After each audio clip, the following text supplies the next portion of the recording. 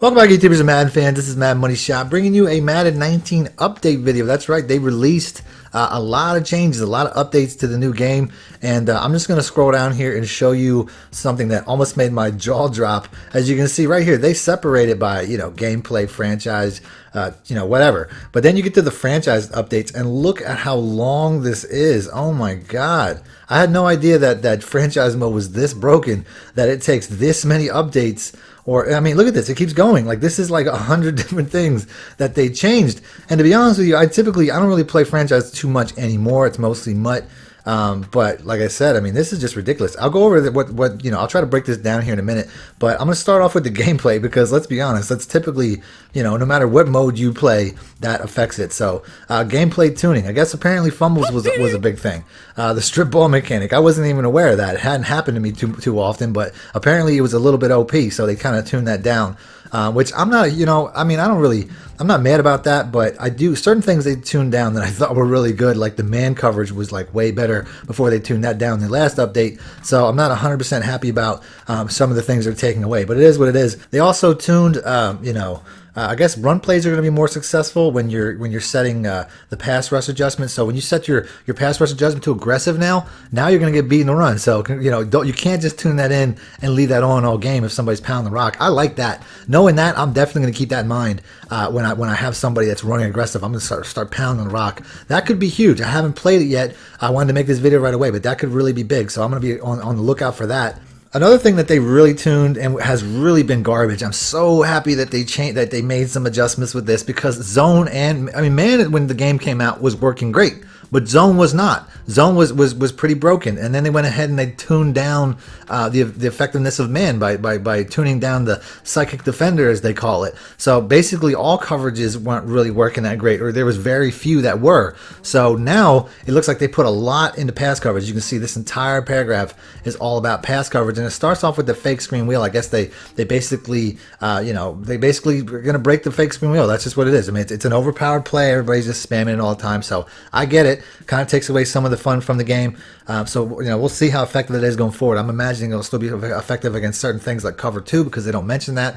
Cover 3 and cover 4, apparently they did change how that covers it. But realistically, I guess you just don't have to, maybe you don't have to play the sticks anymore, which was kind of like the remedy for it anyway. They also fixed some issues with cover 4 palms, which is basically, I think, cover 4 match. Where realistically cover 4 match was just terrible. Like, it was so bad. I was in a coaching session with a guy just yesterday, and I was trying to tell him, like, dude, you can't use that coverage. So hopefully now he's watching this video, because apparently they're fixing it a little bit. So maybe it won't be so susceptible to getting beat by everything. You know what I'm saying? It gets beat by everything in the game. So apparently that might not be an issue anymore. We'll see. We'll find out. But those are the big ones as far as coverage goes. Here's one that I found that I'm surprised that they're actually mentioning. It says fixed an issue where causing the fullback to run to the quarterback during the iPhone wing toss. I actually found that if you motion out the fullback, it happens like every time. So that's pretty cool. I just feel comfortable. I just feel cool that I found a glitch. Nothing too game breaking. I don't think a lot of people even knew about it, but it's pretty cool. So I like that. They have a whole pre-play section here.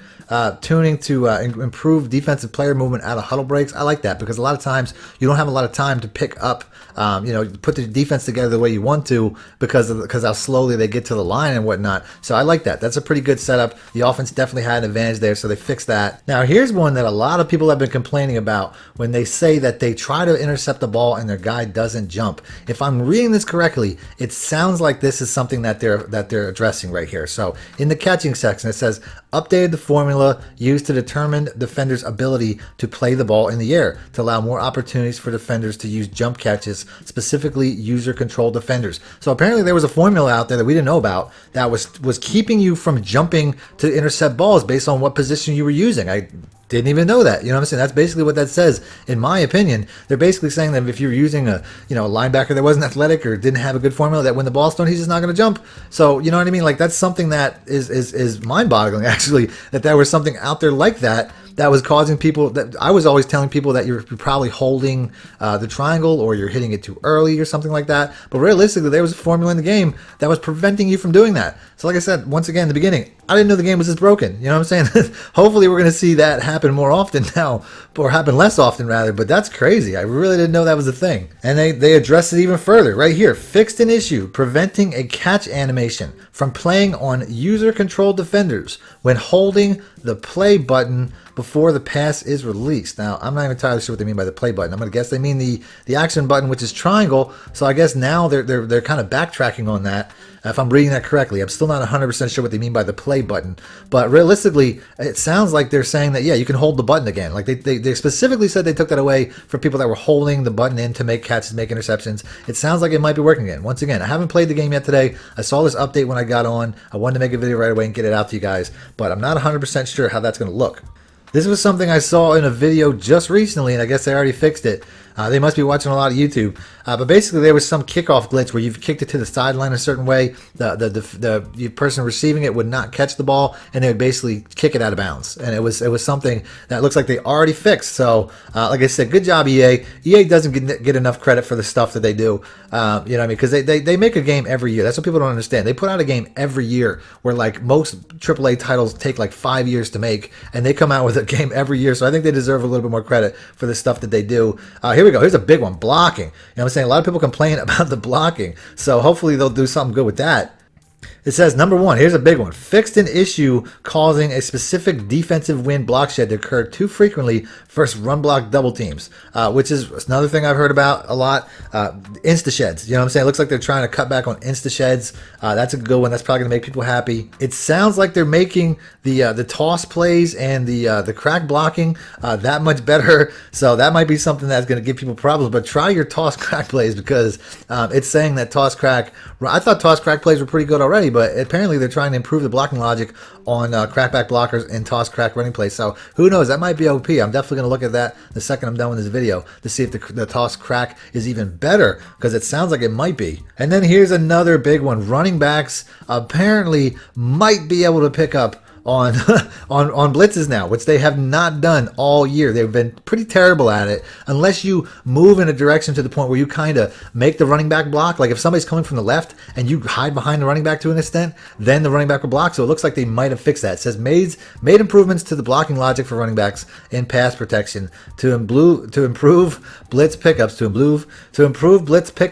dealing with slot cornerbacks in a contain assignment. So that's basically designed more towards, there's one particular glitch where if you put the cornerback, if you put a pass contain and you move the cornerback in a certain spot, he basically just shoots right in and nobody sees him. So they basically fixed that. So I don't know if that necessarily means that they made the running back smarter in pass blocking or not, but we're going to find out. Like I said, I really wish I would have put a little bit of time into playing it so I could tell you. Maybe I'll do an update video when this is done, or maybe just in my next gameplay, I'll have some commentary about it, because that sounds a little bit more realistic. So, that might be the way to do it. But I want to get this out right away because these are really important. I mean, there's so many. I mean, look how big this thing is. I mean, they have a PC update. I'm not going to go over PC updates, but look how big this is. Like this is if this was page to page, this would be like a dictionary. Like this is huge. How many adjustments they have. I'm not going to go over visual updates. That's not really that important. A lot of it is players. You know what I'm saying? Like they just kind of added some, individual looks to players that maybe not have been there before. It looks like a lot of them are young. Calvin Ridley, Vita Vea, Cortland Sutton. These are all guys that are rookies for the most part, or within the first couple of years, like Tariq Cohen. I love Tariq Cohen, by the way. I'm glad that they did something for him. He's a beast.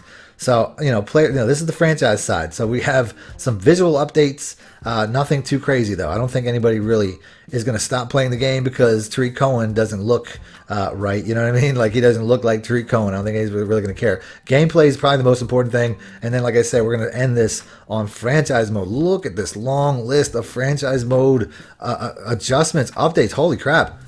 So this is pretty cool. They added a new to-do item to view weekly award when somebody on your team wins a weekly award. That's pretty cool. So that's something that'll probably get you more XP if I had to guess. Like I said, I'm not into franchise. I haven't been to franchise for a year or two.